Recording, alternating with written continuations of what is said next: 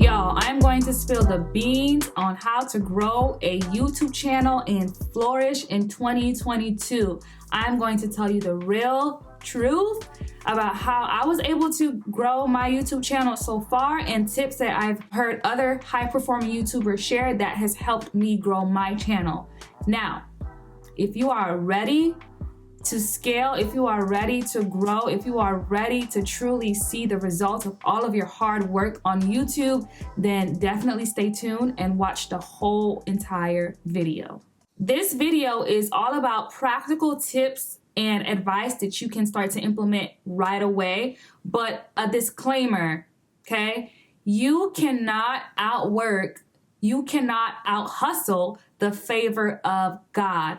What God has for you is for you, especially if you're being obedient and joining YouTube because this is something that God has put on your heart to do, then you will see the favor of God truly multiply things like never before. Even for my own, self and my own story about how I started on YouTube, God gave me a word when I was in prayer. Literally, I can even envision the moment when I was in my room, when I was in grad school in Boston, and I was praying, and that this was something that God was impressing on my heart to do. And I knew that he wanted me to start a YouTube channel so that I can truly use my voice and speak more. I was so used to, writing and just being behind the scenes, but I truly felt like this was the platform that God was using and was going to use to truly shine a light through me and help other people. And now that I'm 2 years in, I can truly see the favor of God, even with how my testimony has reached 500,000 people around the world. I've been able to meet some of you guys in person. Some of you guys have actually recognized me when I'm at conferences and things like that. So it works. YouTube is an awesome place to share your testimony, an awesome place to connect with like-minded people. But remember, you cannot outwork the favor of God. There are things that I couldn't have done in my own strength. I couldn't have done anything to truly be where I am now. It was just obedience that got me to where I am, and that's through favor. Favor travels at the speed of obedience. So if this is something that God is calling you to do, by 2022, launch that channel, release your first video, share it with friends and family, and truly press past the fear, press past the anxiety, press past the fear of what people will think, press past the people-pleasing tendencies that some of us have, and truly just be faithful, be obedient, and you will see the results that you're literally seeing in everybody else's life, but you want it to manifest in your own life. So just take those steps of faith and see God work, okay? Now that we got that out the way, the first thing that I want to share, and my husband said that this was me the first time that I said it, but it was the honest truth. And another YouTuber actually mentioned this in one of her videos. And when I was first starting out, this actually helped me. And I want to share that with you guys. So please don't get offended. But the truth is that no one cares about you yet. No one cares about you yet. What do I mean by that? No one cares about your morning routine yet. No one cares about what you do in a weekend. No one really cares about what you're doing on your day-to-day life. But there will come a time when people will actually care about that. But when you're first starting out on YouTube, you need to truly focus on content that people can find you when they search. So when they're searching for something, you want to make sure that your video is popping up, and it increases the chances of YouTube actually recommending your video to other people and things like that. But you're not Beyonce yet, right? You're not a celebrity yet. You're not someone that people actually want to know, intimate and personal things about you because you're first getting started and people don't know you yet. Besides friends and family, who's really going to be watching your vlogs? Who's really going to be watching your Get Ready With Me? Who's really going to be watching your, your everyday makeup routine if you're first getting started? Now, I'm not saying, not to do vlog-like videos, but the chances, unless you have fire editing skills, unless you have a really catchy personality and, you truly have something that's going to set you apart from the majority, then when you're first starting out on YouTube, I would stay away from vlog-like videos and focus on searchable content. That means that you need to make sure that your video has a title that is searchable, it has a description that is searchable, and what you're speaking about is literally answering somebody's question or educating somebody. So, for example, my How God Wrote My Love Story video was the first video that really blew up. And after that, my testimony video. What do those videos have in common? So if I go to my most popular, and I'll plug this in the video as well. When I go to my most popular, I didn't just put my testimony because it's not really searchable. People are not really interested in my testimony because they don't really know me yet. So what did I do? I added something to it. I put my testimony of overcoming pornography, sexual perversion, and healing from my past.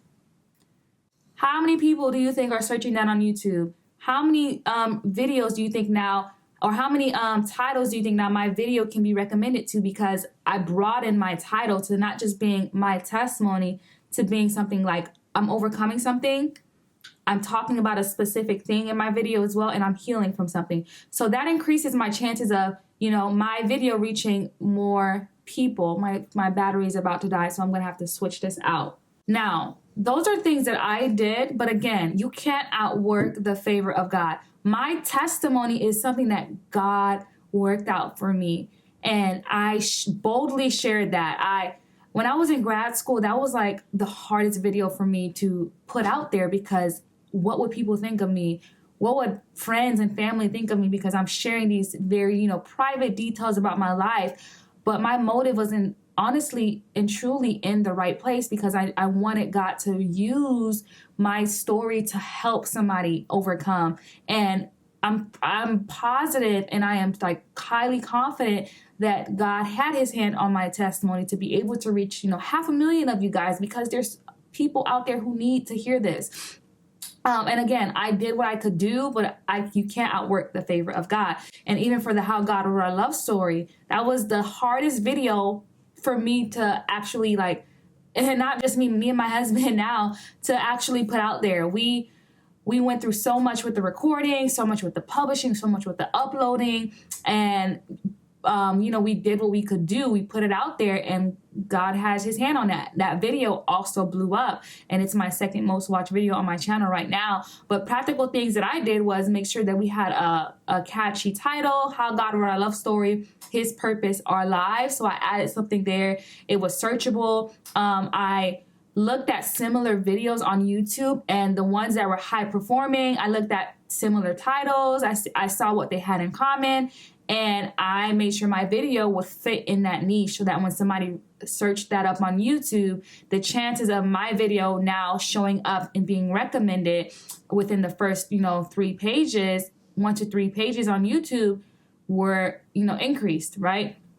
So making sure that your content is searchable, you're answering somebody's question, like a how-to video, maybe, if you want to try to understand what your niche is going to be, playing around with things, experimenting, because I would recommend experimenting, before your channel starts growing, and things like that, so you can really see what your audience wants. Now, that leads to my second point.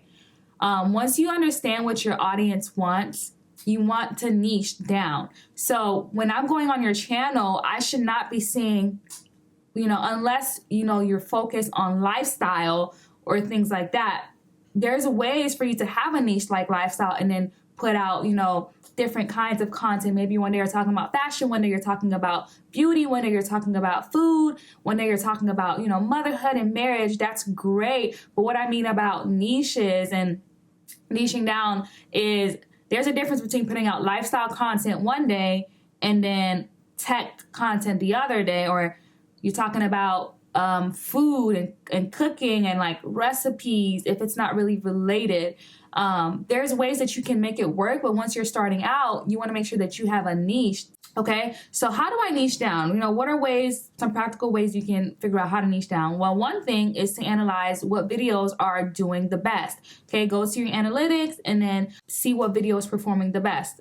Catherine Manning is a YouTuber that I highly recommend on things like analytics, monetization, how to grow your YouTube channel, how to scale, what tools to use, and things like that. I'll put her little page here.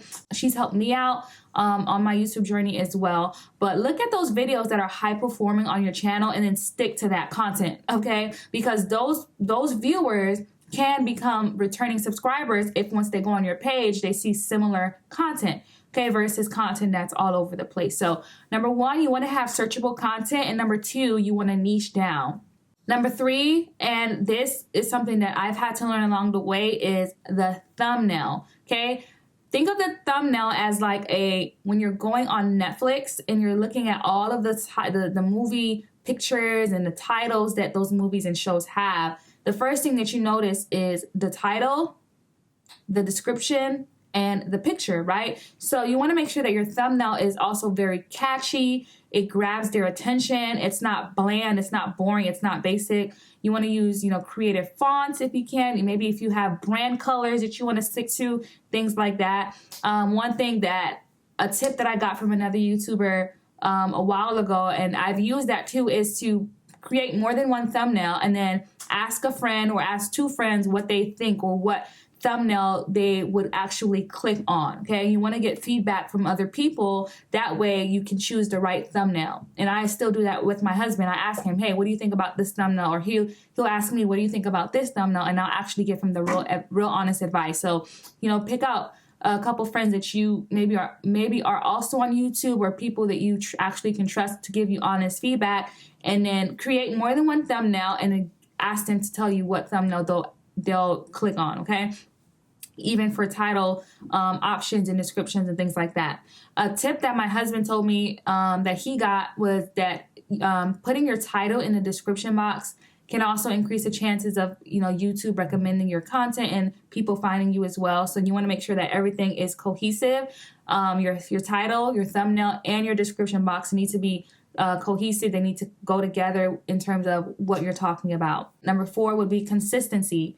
Starting a YouTube channel is not easy, especially when you're having to do everything yourself. You're setting it up, you're making sure you have the right equipment, you're editing, you're getting ready, you're doing those things, you're recording, you're charging things, you're making sure that you have enough storage. It takes a lot of effort, it takes a lot of work. And even today, I had to push myself to record these two videos today because I just felt tired, but I knew that I wanted to come out with 2 videos this week, so I had to push. And so it's going to take a push, right? It's going to take consistency and discipline to have a thriving YouTube channel. We're in October right now. You have 2 months and then some to get it together.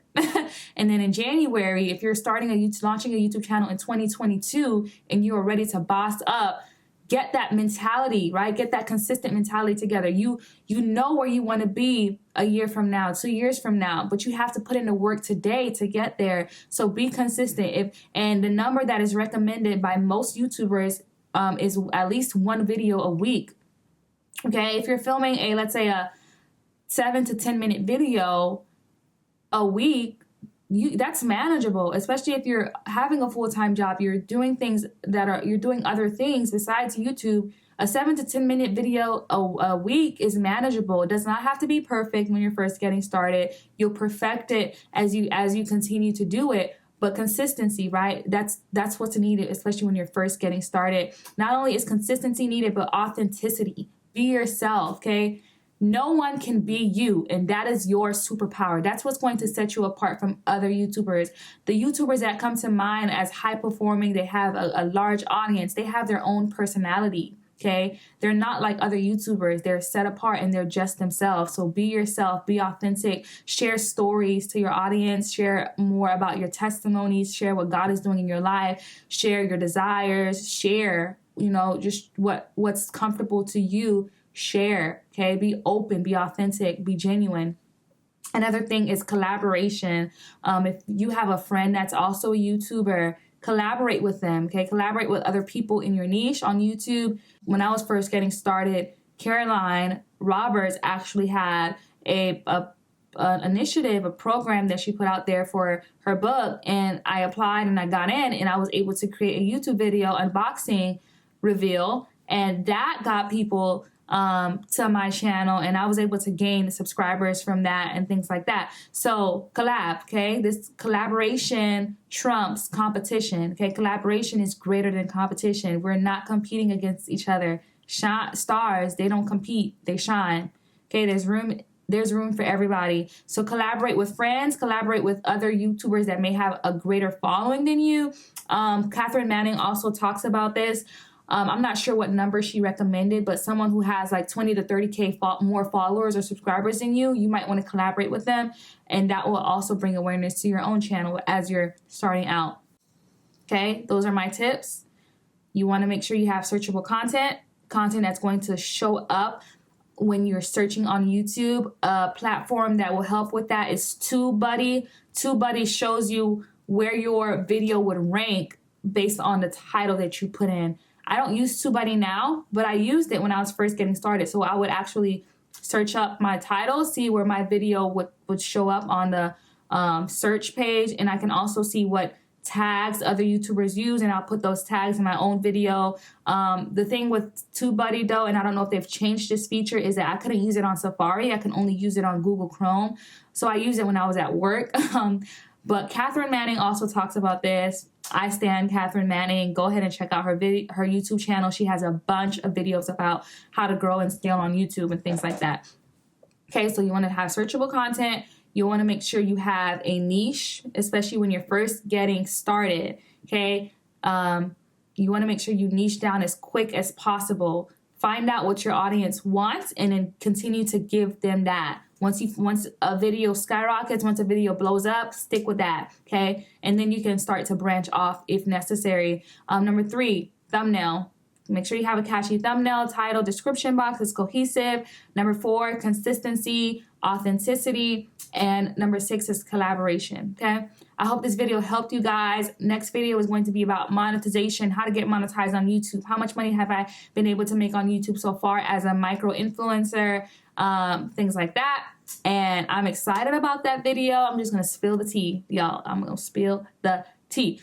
If you're not already subscribed to my channel, what are you doing? Hit that subscribe button, like this video, leave a comment below. What's the most helpful advice you've gotten from this video? I'll link my other YouTuber recommendations below.